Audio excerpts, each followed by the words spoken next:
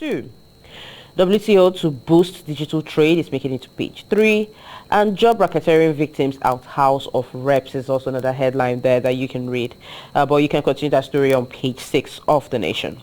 Pope cautions on dangers of artificial intelligence is making it to page 27. And well, at this point, that's the much we can take on the front page of The Nation newspaper. The next paper for review is The Guardian.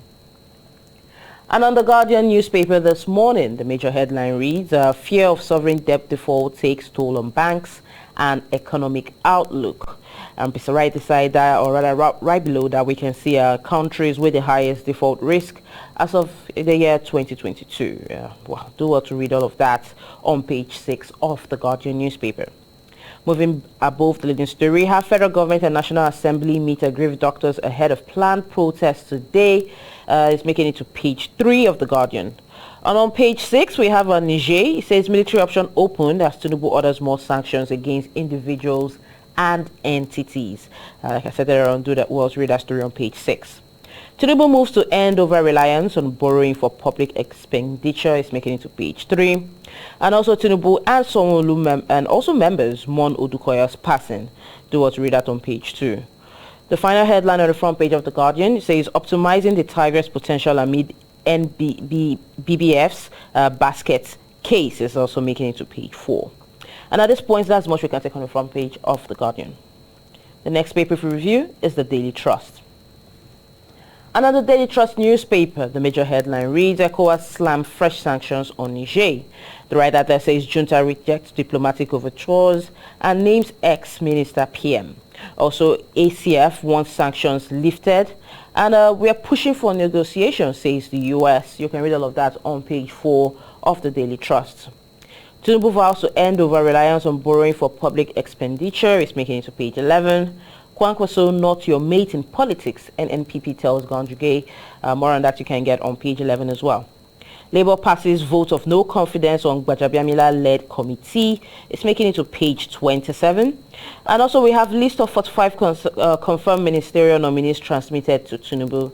Is what headline you can get more of on page 6 of the Daily Trust.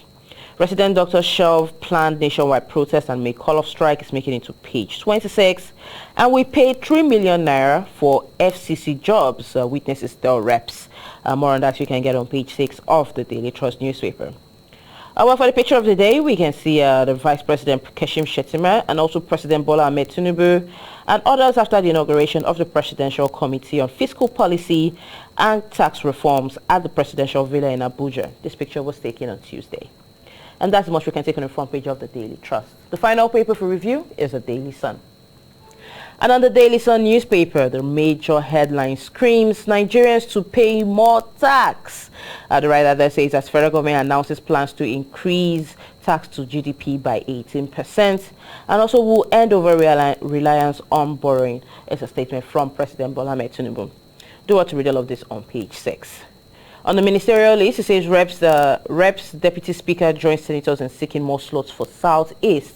The writer there says Senate transmits confirmed list of 45 ministerial nominees to Tinubu. All of that you can get on page 8 of the Daily Sun. Police identify and arrest personnel for killing Rivers residents.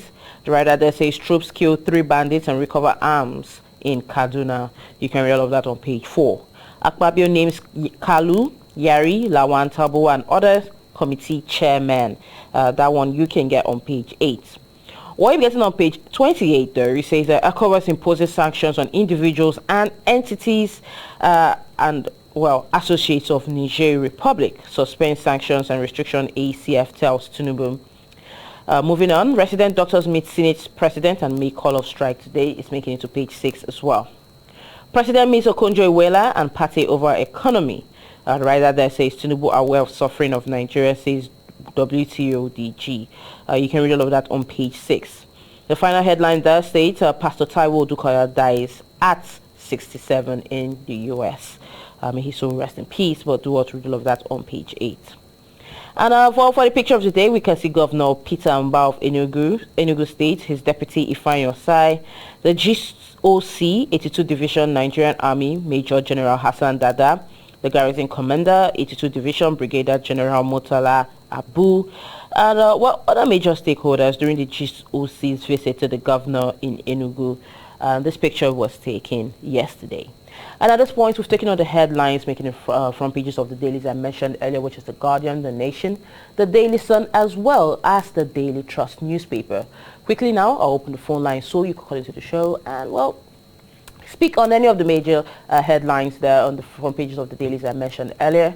The numbers to call remain the same, and for those on TV, the numbers are on your screen already. But for those on radio, the numbers remain 080-22-931-931 and 081-88-888-931. With that being said, let's take our first call for the day. Hello, good morning. Hello, good morning. Good morning, ma.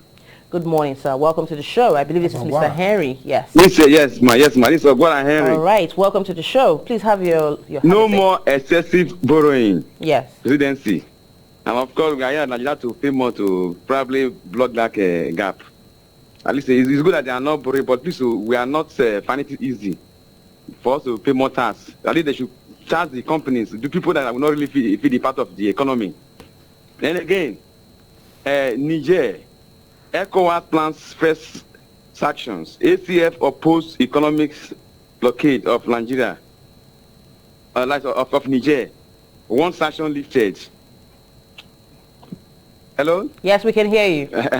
Now, the truth is that we must not forget that Niger is very close to I say, northern Nigeria, and we must not forget that we have most of the people who see us northerners are Nigerians.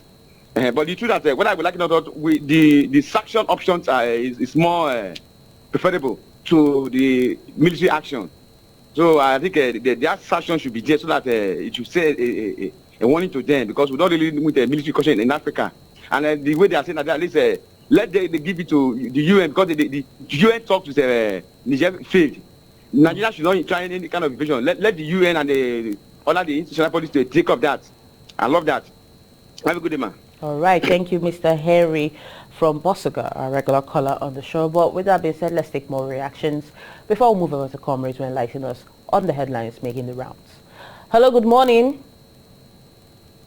Hello, good morning. Hello, good morning. Good morning. Good morning. My name is Ada Godwin. Okay, and where are you calling us from? I'm calling from Mugeli. All right, please have your say. Yeah, please. When you say there is a war concerning this Niger Republic thing that they want to declare war, please, we don't have any conflict with any country. Nigeria doesn't have conflict with any country. So people should stop using the term war. When you're talking about war, it should be a defined conflict. The honorable member, the comrade there, knows what I'm talking about. Please, and again, we should be careful with what we do with our neighbors. We should know that the pipeline that is costing almost $25 billion, I wonder if Buhari regime, going to Algeria or Morocco or Europe, is passing through Niger. And if we don't take care, that pipeline will not go anywhere. We will have ended up wasting millions of dollars for that project. So let President Ahmed Tinubu concentrate on how to salvage Nigeria and forget that by playing Big Brother in West Africa. We did not appoint him, we did not elect him as president of West Africa. You should know, we elected him as president of Nigeria. It should solve our immediate problems. And we don't have budget. Comrade, get me out. We don't have budget in the appropriation for war, for any state of war. Please, if they spend $1 for anything war, they would be accountable to it to Nigerian people. All right, thank you very much. Well, thank you very much. We have gotten your point, but we have to take more reactions. But with that being said, he did speak well, though. Yes, he so did some salient and valid points. Yes, let's take more calls. Hello, good morning. Hello, good morning.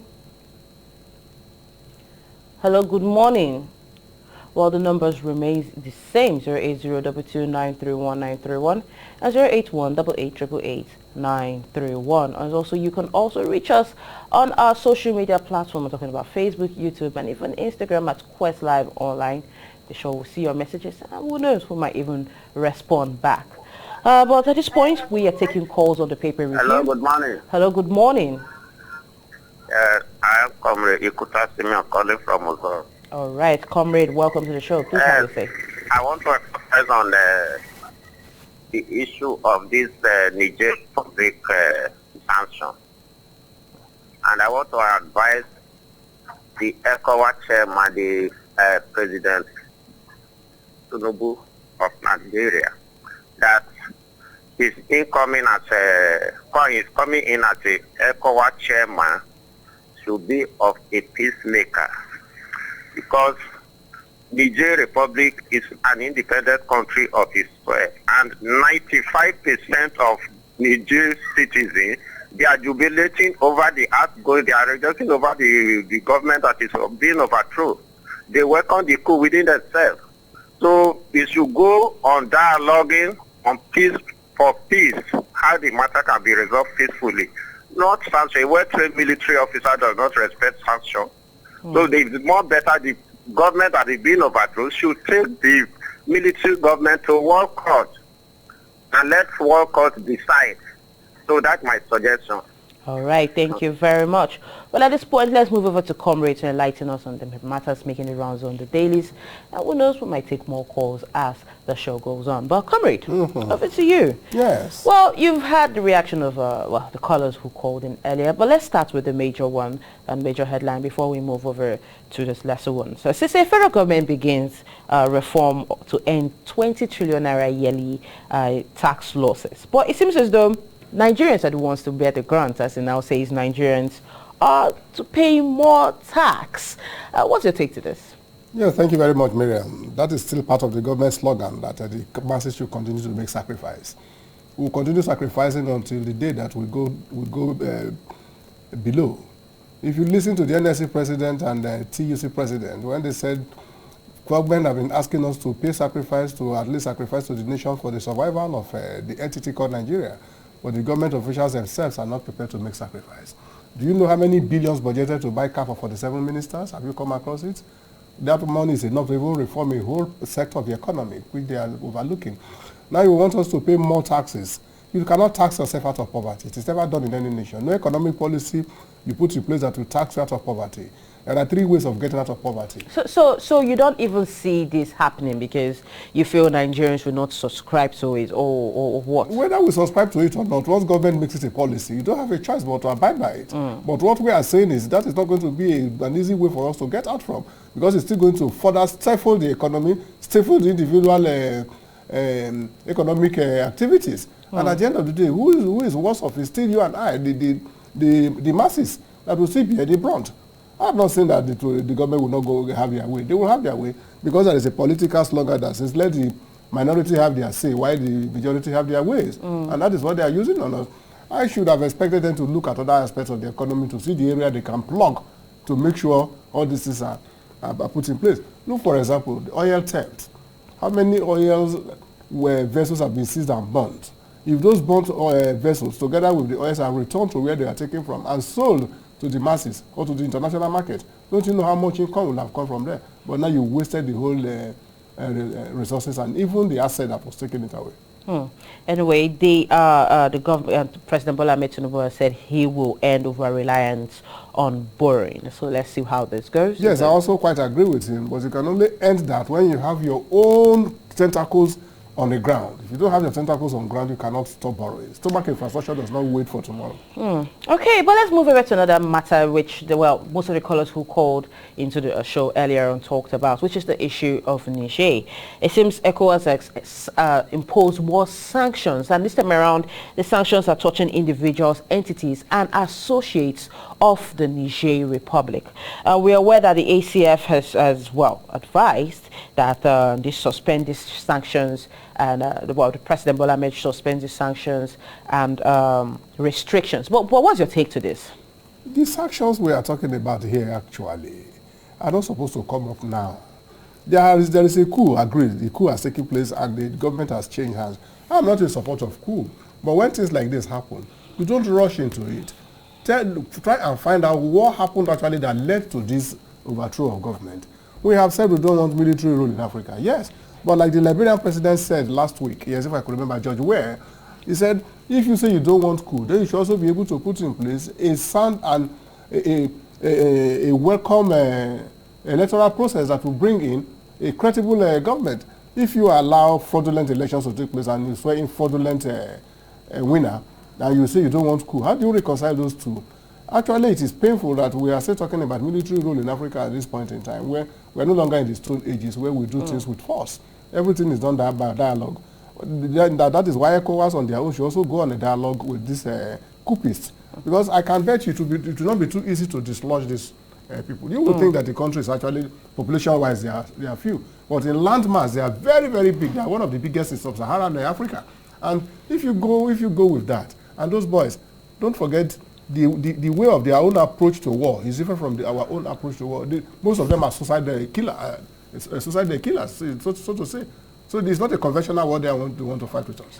Oh, well, at this point, Comrade, let's see if we can take one or two more calls before we end the segment. Hello, good morning. Hello, good morning.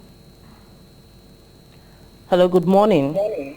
Yes, my name is Ike and I'm calling from Ugeli. All right, welcome to the show. Please have your say. Yes, first of all, I want to express my grievances because sometimes you don't pick call from the second line. You always pick call from this line. It's all right now.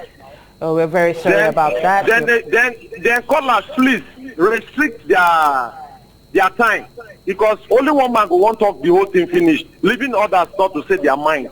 All right. Yes. Then what is happening right now at only roundabout is that is what I'm calling. Okay. Now there are policemen stationed at the only roundabout. Because of what happened some days ago, if I'm not mistaken, or a week ago or 2 weeks ago, they stationed mobile policemen at the only roundabout. If you are going towards Uzoro, the way these policemen are operating right there, right now, is terrible. They take money from motorists.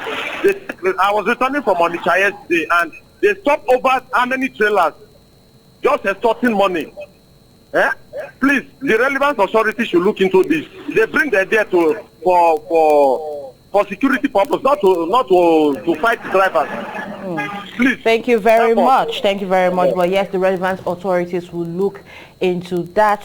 But with that being said, comrade, well, we have exhausted That's my area the time. they just mentioned. Yes, that's the area. Maybe after now you will just go there and go and set this straight. Yes, I know you are a female officer. I would think you will do better if you I go am there. not a female officer. No, one will delegate you. Don't be afraid. We'll give you all the arsenals to do it. Well, comrade, well, we have run out of time for this segment. I have to let you go now. But I cannot do that without thanking you for being on air with me. I do I look forward to seeing you tomorrow, as usual. Oh, yes, so every garage is a splitting point of two strangers. This one goes this way, this one goes this way. So we go our way and let the other people come into the... but we will be back tomorrow now. By His grace. Jesus tarries. Okay, so according to what the last caller said, the relevant authorities will be notified on that. But with that being said, we have come to the end of this segment. And have yourself a lovely Wednesday, and bye for now.